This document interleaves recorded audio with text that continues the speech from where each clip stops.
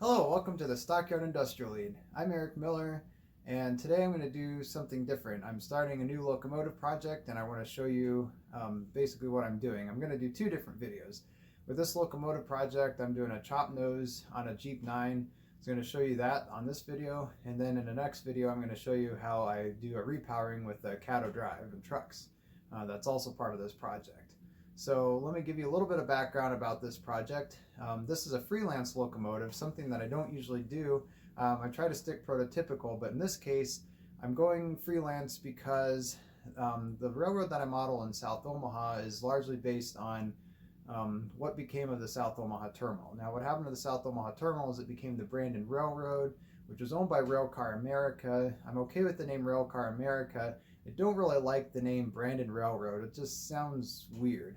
And so I'm going with using the South Omaha Terminal, but I'm basically following their paint scheme and their logo, but I'm just creating it for the South Omaha Terminal. So it's more freelance. It might be slightly proto-freelance, but this is a bit of a freelance project. And I wanted to have a second locomotive to back up the Alco C415 that I have that is a prototype locomotive that it's painted up for Railcar America, and I thought this would be a good example.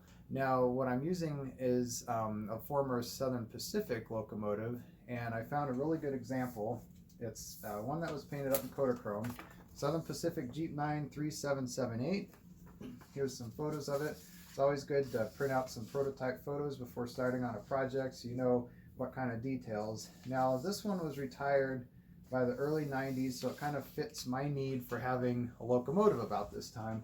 And so I want to do some things on this, like the air filter that's on it and whatnot. And but there's a couple different things that I'm going to do. I'm going to assume that this was actually sold to Omnitrax, and it had a chop nose project done to it. And so that's what I'm going to do for mine, because I love chop noses. I just like getting rid of that high short hood and lowering it. So that's a big thing for me. So that's going to be the assumption. And the other assumption that I'm going to have is that they got rid of the dynamic brake as well. Now, the Railcar America is a car shop in South Omaha, and so they do all sorts of work. And so I figure this is kind of right up their alley. They can do a little bit of metal work and upgrade the unit a little bit when they get it. So I'm going to assume they get this locomotive, they do this work, and then they repaint it into their paint scheme. And so for the paint scheme, I came up with a graphic. This is how it's going to look. And so you notice you got the chop nose there. I put the South Omaha Terminal logo, which largely follows the Brandon Railroad logo. I got a non-dynamic brake, got the air filter there, got some other details. And so all the parts I need for this project are basically in here. And I'm starting with, I love the front range product shells. I just love them for the Geep 7s and Geep 9s. So what I did is I was going to do a Santa Fe GP7, Geep 7U. So I bought from A-Line Proto Power West, Geep 7 shell, phase 1, right? This is a Geep 9. So then I changed to this Southern Pacific prototype because I figured, what the heck, I'm just going to use it. And it's also got the more modern Geep 9 handrails. So that's what we're going with. Now, with a chop nose or, a lowered high short hood, there's a number of ways that you can go about it. There's a number of ways the prototype did this. If you look at it, some of them like completely refabricated it. Some of them might have just went with a new nose, like from a Geep 20 SD24 sort of thing. And then there's the issue of the cab. Some railroads like the Santa Fe started making their own cabs, and so a number of them reuse them. And so there's a number of ways you can go about this. Now, since I'm doing kind of a freelance, I'm going to do what I kind of like. And so I'll tell you a little bit about it. Basically, all I'm going to do is cut this down, lower it, and try to match it up basically with the height of this window here. I'm going to replace the Cyclops window here with two windows, and then I like this. This is from an Atlas SD24. I like how the door opens, so I'm going to use this cab. And basically I'm going to cut this out and put in like a Geep 38 window there. And then, but otherwise I'm going to keep this. This matches the front range products cab pretty well, so it should fit right in there. Since this is all going to be the same color blue, I'm just going to go ahead and glue this all together as I work on it. I'll show you that.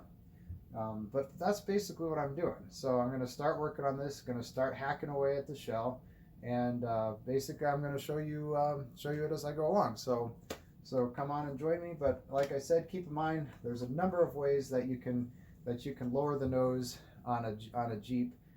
You know, some of them will cut the top off and then put a new top on, and then leave the bottom part the same. Like I said, some will drop the hood down and cover the number boards, which is what I'm planning to do.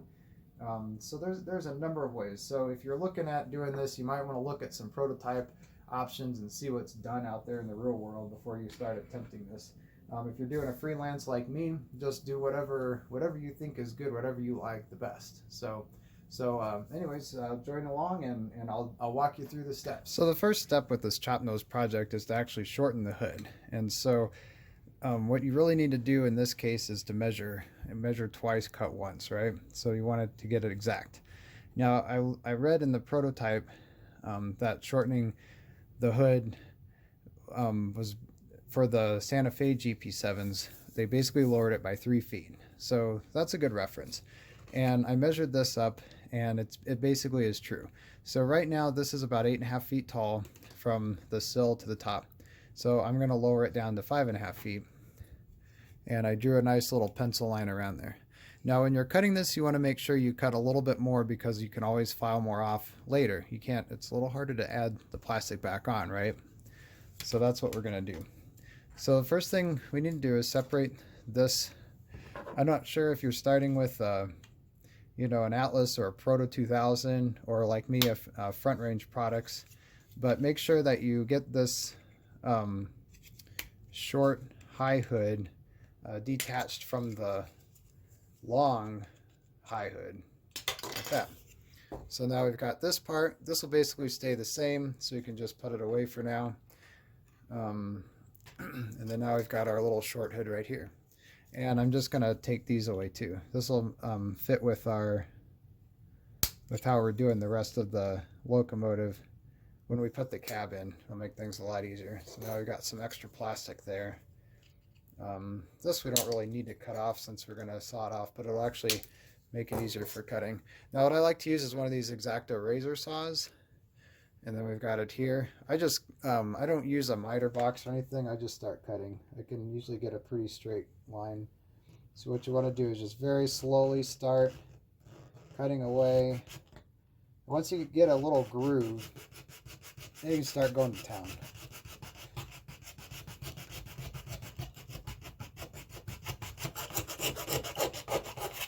Now I'm going to start cutting on this side.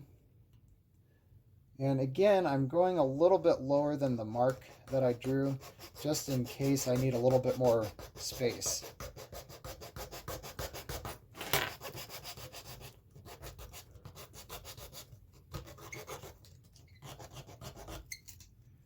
What do we do there? Not too bad.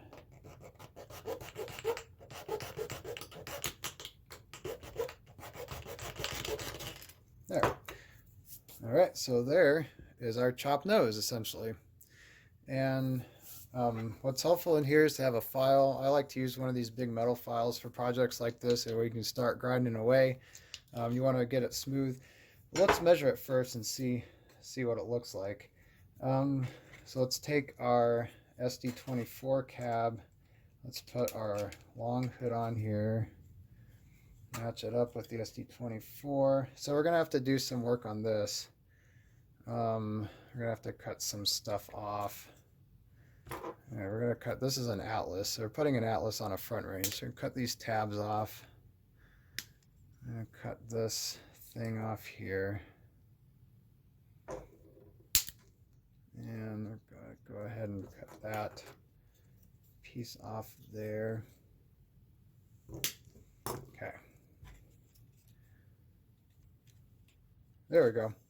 So there is essentially our new cab, right? Now the one thing I'm going to do is like I mentioned, replace the windows, so it's not complete, but this is good for measuring. We'll put in our nose and just see if we got the right height. Now see, it's not super level yet. Now look at that. It comes over the window a little bit. That's good. So we got to take some off. So that's going to be pretty easy to do. And what we're going to do is we'll just file it. Okay, so I'm going to file this down a little bit, and then I'll show you what it looks like when it's done and level. What you want to do is just keep filing it and keep measuring it, and then until it's perfect. Okay, so now we've got our nose lowered down. It looks pretty good. It matches the window nicely, and I've got the long hood glued into the sill. And I haven't glued the short hood yet because what I want to do is I want to add the windows first to double check that this matches where those windows are going to be. So I'm keeping this separate for now. And basically what I want this to look like is this. This is one that I've done before. I would use it again, but I'm not too happy with the results. The window got a little mangled when I put it in here. So I tried to do a little better job with this one. And I'm using this Geep 38 cab for the windows. So basically I'm just going to sacrifice this entire cab for these windows, and I'm going to cut these windows out, and I'll show you how to do that. Basically just take some of these nippers, and we're just going to cut this out, this bar out at the bottom, and I'm going to leave the rest of it in. What I'm going to do is file this out a little bit to put this in. Now what I want to do is to create a little extra room. I'm going to cut a bigger piece than I need again so I can file in. So I'm basically just going to try my best to cut around the windows, and so that way I can cut in a little bit more detail when I get there. Just go ahead and cut that part. All right, perfect. So this is what we've got now, this little piece here. So basically what we're going to do is put that into there, and like I mentioned, just going to keep cutting around it until it fits in there, and then after that we'll double check the height of this new chop nose. So that's the next step, and I'll just start working on this and I'll show you what it looks like here in a little bit. Okay, so now we've got the windows installed in the cab, and I rechecked the nose. The nose had to be filed down on the bottom just a little bit more, a little lowered a little bit to fit with the new windows here. As you can see, it lines up pretty well there. It's starting to look like a real modern locomotive now with that short, the low short hood. So the next thing we're going to do, and I've already done this a little bit, I went ahead and put in the number boards here in the front, and then I trimmed off the headlight area so it's nice and smooth. And what we need to do now is fill this area with putty. Also need to fill in there's some cracks in the windshield a little bit. Kind of just little areas that didn't quite get filled completely when matching the new windows into the cab. So we need to fill those with putty as well. Just went ahead and inserted the number boards back here. These will be used, so that's done. And then we'll also have plastic number boards in here. The nice thing about reusing the windows from another cab is that I have Atlas window glazing that will just fit right in here. And so we'll use the combination of the SD24 window glazing, the SD24 number boards, and then the Geep 38 window glazing for the cab. So that'll make things a little bit easier. I'll show you how to do the putty here real quick.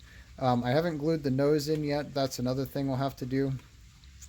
For putty, I usually use the Squadron Products putty. It works pretty well. This stuff has been, let's see if I can get it into focus here. I've had this tube for a while now. It hasn't dried out yet, so can everybody see that? There we go. There's in focus. Anyways, I just picked this up at my local hobby store a few years back. It works pretty well. So what I like to do is I like to use this flat X-Acto blade, and I'm just going to pick up some putty off of here. Just scoop it off, and for this one, I'm just going to kind of smooth it over. What you want to do is try to get it in all those cracks, and then for the headlight area, same thing. Just kind of smooth it over there. And then I like to start scraping it off a little bit. Now and then sometimes what I'll do, you can kind of see the putty going through the back there. I'll kind of just push that in here to make it solid so it stays there. And if you can see that, how it's kind of built up in there now, and it'll dry like that. And then now we've got These are kind of bubbling out just a little bit, so we'll just kind of scrape that gently. All right, it's looking pretty good. And we'll kind of scrape this off a little bit. Just kind of want to smooth it out a little bit as it dries. You can always go back later and file that. So that looks pretty good. So go ahead and do that to the other number board, and then use the same process for around the edges of the cab so that it looks more flush and even through there. So that's the next step. Then after that, I'll go ahead and glue the nose in, the new chopped nose. I want to keep the cab loose so I can take it on and off.